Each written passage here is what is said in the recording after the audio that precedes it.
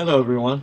This will be the lesson on loops and iterations.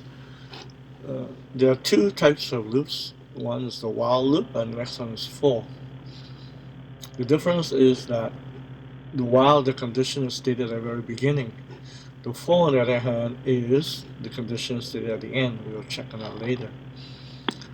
All you need to know is that we have a condition, while, and then if it satisfies the condition, then the function or the operation or the procedure will continue.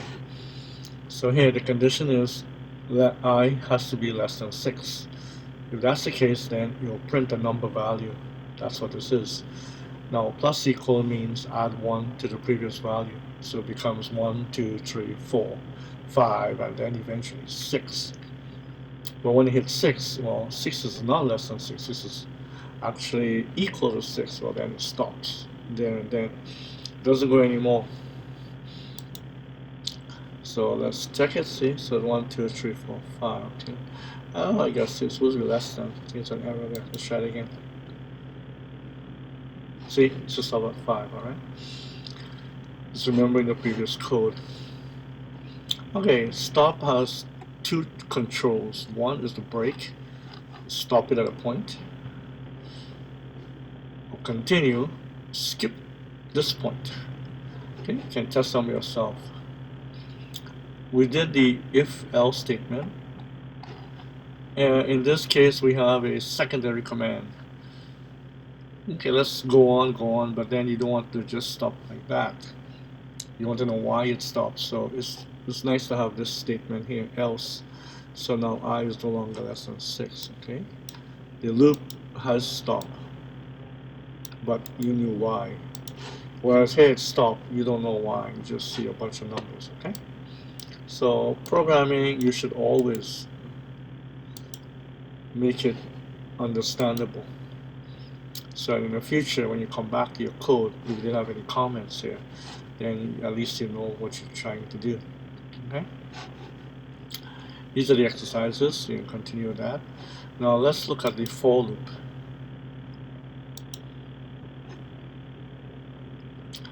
For. Here we are. This one was numerical values. It's checking numerical values. Here, you can check not numerical values, you can check text values. Is X a fruit? Okay, fine, you do that. Alright. One word only. You start with apple and then bang, hit banana. Well, then you set a stop. Notice that you can use a break and a continue statement in a for loop as well. The neat part is for can also use a range, meaning within a certain range between this value and that value, okay? So let's try that. You also did it very concise, 2 lines. We don't have to do this, tell it to initialize and then start counting. So let's do that. Okay, so clear. What should we get? What should we get? 2, 3, 4, 5. It starts at 2, but it doesn't stop at 6. It stops at 1 before it. Let's try it again. Let's try 16. It should stop at 50, right? If our analysis is correct. See, it starts at 2 but finishes at 15. See that? Okay. So, but this one, there is no start. It's just 6. Okay, let's do that. There was no start. Let's see what happens. It starts at 0 and then ends at 15. In computing science, the beginning in terms of counting is always 0, not 1. Okay? And it always stops at one number before, because if you count these numbers, there are actually 16 numbers printed. So it means that you're printing 16 numbers, but computers always start at 0. That's why we have ends at 15 and it starts over this one, it starts at 2. Alright? Now we have another one here. 2, 30, and 3. So let's try that. 2, 30, 3. Now, let's see if we can guess what this will do.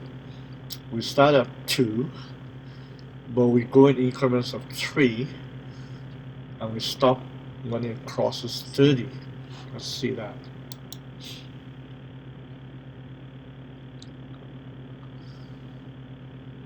So we should get 2, 5, there you go. Alright. 29 is less than 30, so it's okay. Next iteration will be 32. 32 is greater than 30, so it stops. So this is a little bit more elegant in terms of coding than the while loop. Alright. You can also use an else again as well. See, finally finish. Alright. The nested loops, leave out, you don't need to do that. Pass, you don't need to do that either. Okay. And that's it. We're all finished with Python, and I hope you enjoyed this journey. And I hope we will see you in class. Bye.